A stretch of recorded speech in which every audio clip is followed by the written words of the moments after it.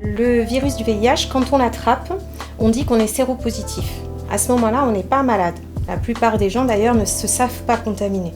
Et pendant de nombreuses années, ils ne vont ressentir aucun symptôme. Et puis, en moyenne, 10 ans plus tard, le stade SIDA va se déclarer. Alors ce stade, il est présent quand le virus a attaqué les défenses immunitaires beaucoup trop et que des infections dites opportunistes font leur place et rendent les gens malades. Dès qu'on est diagnostiqué séropositif, on est pris en charge médicalement et on a un traitement qui est mis en place, qui va être adapté à chacun. On vit bien en France maintenant avec le VIH, on continue de travailler, on fait des bébés qui ne sont eux-mêmes pas contaminés. On continue cependant à payer un lourd tribut. Les personnes qui sont séropositives ont un lourd tribut psychologique dû aux discriminations et aux préjugés qui persistent sur cette maladie. On a maintenant plusieurs méthodes de protection contre le VIH. Pendant longtemps, on ne parlait que du préservatif. On a aussi le dépistage qui doit être réalisé le plus régulièrement possible pour essayer d'enrayer les chaînes de contamination et ce qui permet en plus de dépister d'autres infections sexuellement transmissibles. On a l'utilisation de matériel à usage unique pour les usagers de drogue par voie intraveineuse. Et en fait, on a aussi depuis maintenant de nombreuses années des traitements médicamenteux qui nous permettent d'enrayer cette propagation. Alors, il y a le traitement des personnes séropositives pour le VIH qui, une fois qu'elles sont indétectables, ne contaminent plus les partenaires.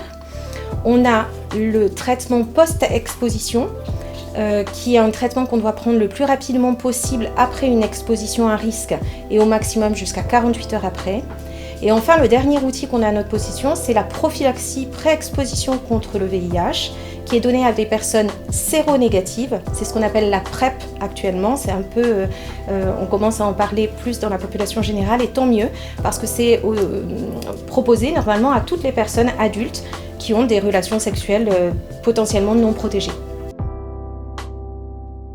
Il faut savoir que quand on va se faire dépister, on va chercher d'autres infections sexuellement transmissibles. Et il n'y a pas que le VIH qui est en jeu.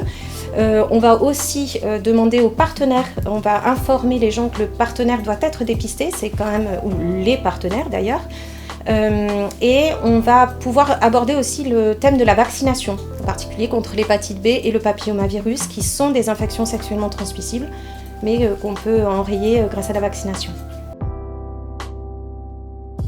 On a la chance au CHU d'avoir le centre de dépistage anonyme et gratuit qui est à Dupuytren 2 et c'est ouvert du lundi au vendredi.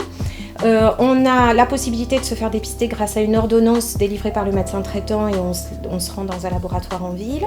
On peut aussi acheter un autotest en pharmacie et on peut aussi se présenter dans un lieu associatif puisqu'ils ont maintenant des trodes à disposition et ils vous font la piqûre au bout du doigt pour vous faire le test. On a aide et entraide, en particulier sur Limoges. En 2022, on espère pouvoir avoir le dépistage en laboratoire sans avoir besoin de faire l'ordonnance auprès du médecin généraliste.